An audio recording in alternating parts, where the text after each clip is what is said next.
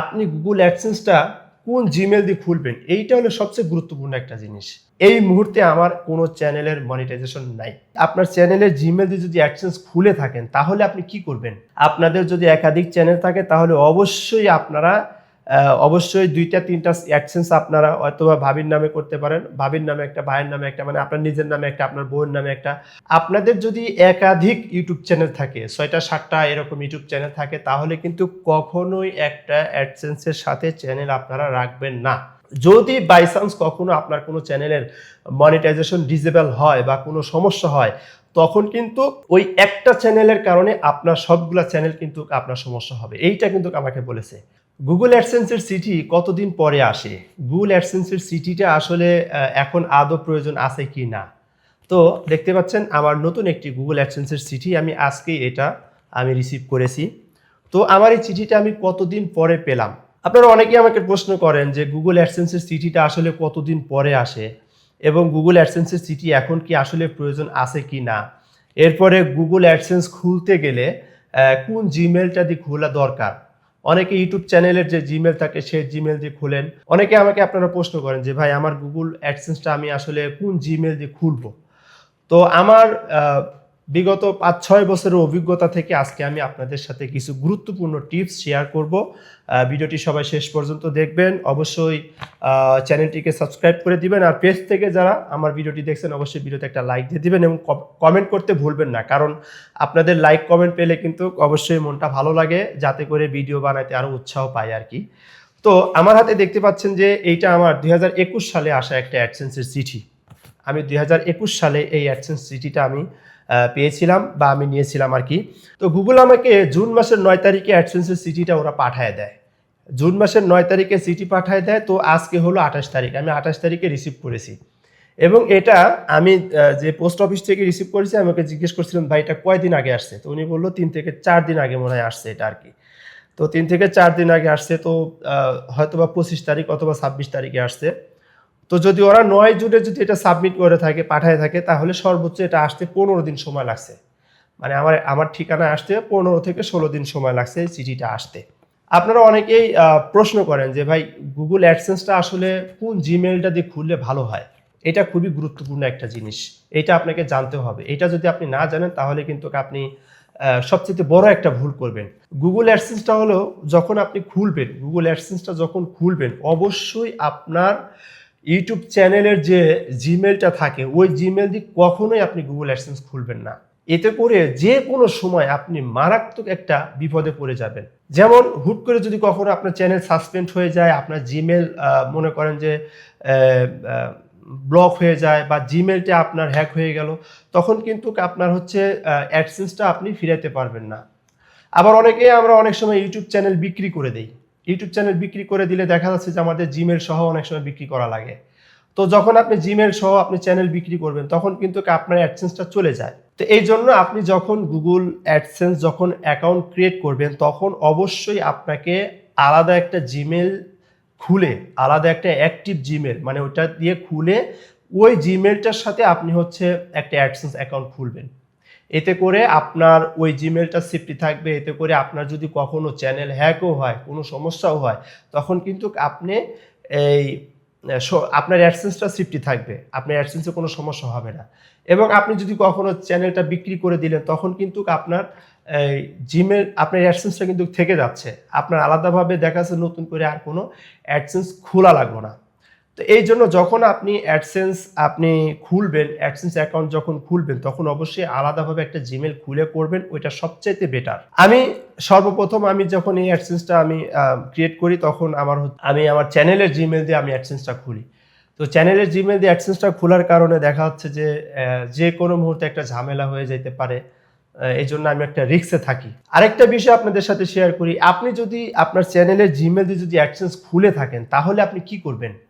ধরেন আপনার যে ইউটিউব চ্যানেলটা রয়েছে এই ইউটিউব চ্যানেলের আন্ডারে আপনি যে জিমেলটা দিয়ে ইউটিউব চ্যানেল খুলছেন ওই চ্যানেলের আন্ডারে আপনি একটা অ্যাডসেন্স অ্যাকাউন্ট খুলেছেন। এখন তো আপনার কাছে মনে হতেছে যে তাহলে তো যে কোনো সময় যদি আমার চ্যানেলের সমস্যা হয় তখন আমার কি করণীয়? তো আপনার যেই জিমেলের আন্ডারে যে অ্যাডসেন্সটা খুলছেন ওই অ্যাডসেন্সের ভিতরে আপনি আলাদা একটা জিমেল আপনি অ্যাডমিন রাখতে পারেন। আলাদা একটা জিমেল অ্যাডমিন রাখতে পারেন। এতে করে কি হবে, আপনার ওই জিমেলটা যদি কখনো, ওই চ্যানেলটা যদি কখনো সমস্যা হয়, তাহলে আপনি আপনার ওই আদার্স যে জিমেলটা রয়েছে সেই জিমেলটার ধারায় কিন্তু আপনি আপনার অ্যাডসেন্সটা পরিচালনা করতে পারবেন। আশা করি বুঝতে পারছেন। তো আমার এই অ্যাডসেন্সের সিটিটা আমি এখন আমার যে নতুন অ্যাডসেন্স, আমি এখন এই পিনটা আমি ভেরিফিকেশন করব। তো চলুন আপনাদেরকে সাথে করে নিয়ে আমার পিনটাকে ভেরিফিকেশন করি, কিভাবে করি আপনাদেরকে একটু দেখাই। চলুন আমরা কম্পিউটার স্ক্রিনে চলে যাই। ওকে, তো আপনারা অ্যাডসেন্সের ভিতরে আসবেন। অ্যাডসেন্সে আসার পরে এই যে এইখানে আপনার এরকম একটা হোম শো করবে আপনার এরকম। তো এখান থেকে আপনি একটু নিচে চলে আসবেন। এখানে আসার পরে দেখতে পাচ্ছেন যে এখানে আপনার হচ্ছে এই যে ভেরিফিকেশন চেক, এই ভেরিফিকেশন চেকের মধ্যে আপনি ক্লিক করলে পরে আপনি এখান থেকে দেখতে পারবেন যে আমার এখানে আইডেন্টি ভেরিফিকেশন যে এটা আমার কমপ্লিট হয়েছে, কিন্তু এখন অ্যাড্রেস যে ভেরিফিকেশনটা সেটা কিন্তু আমার এখনও কমপ্লিট হয় নাই। তো এখন আমাকে এই পিনটা আমাকে ভেরিফিকেশন করা লাগবে আর কি। তো এইটা আমি এখন আমার যে এখান থেকে যে পিনটা রয়েছে সেটাকে আমি তুলে আমি ভেরিফিকেশন করব। তো এইটা আমি আপনাদেরকে দেখাচ্ছি না, কারণ এটা আমার সিকিউরিটি পারপাসের জন্য আমার কাজে লাগবে। ওকে, তো দেখতে পাচ্ছেন আমি আমার সেই অ্যাডসেন্সের যে পিন ভেরিফিকেশন আমি সেটাকে দিয়ে সাবমিট করছি। এখন আমার এটা কমপ্লিট দেখাচ্ছে। তো এখন যেহেতু এটা আমার ভেরিফিকেশন কমপ্লিট হয়ে গেছে, তো সেই ক্ষেত্রে কিন্তু আমার এখন অ্যাডসেন্সটা একদম কমপ্লিট হয়ে গেল। তো সম্পূর্ণ নতুন একটি অ্যাডসেন্স আমি এটা খুলেছি।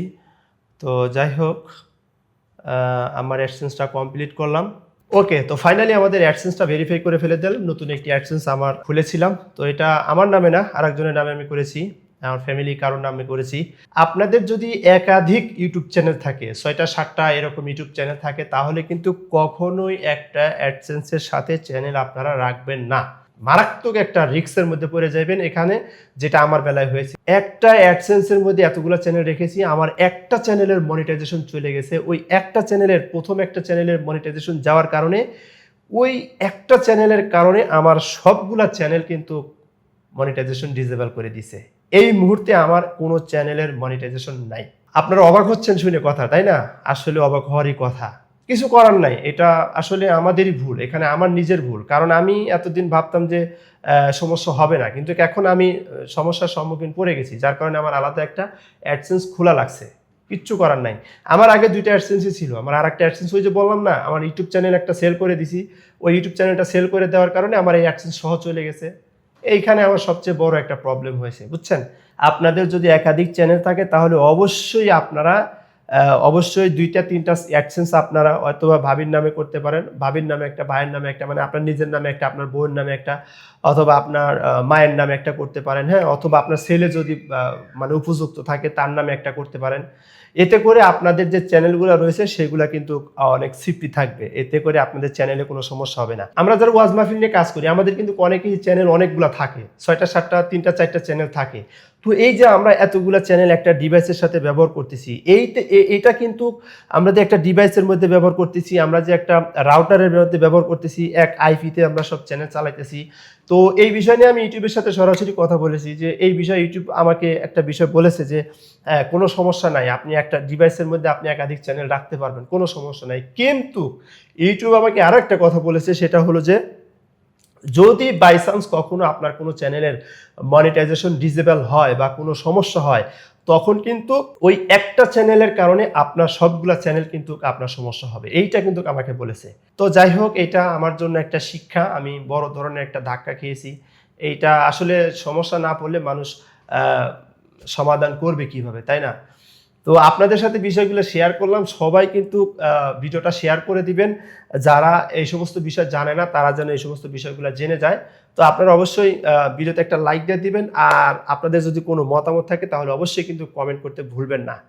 সো ভাইজান টেক ভিডিও চ্যানেলটিকে অবশ্যই সাবস্ক্রাইব করে দিবেন, লাইক দিবেন। আপনাদের সাবস্ক্রাইব, লাইক, কমেন্ট এগুলা মানে পেলে আমি ভিডিও বানাইতে আরও আগ্রহী হব, আপনাদেরকে ভালো ভালো ভিডিও দেওয়ার চেষ্টা করব।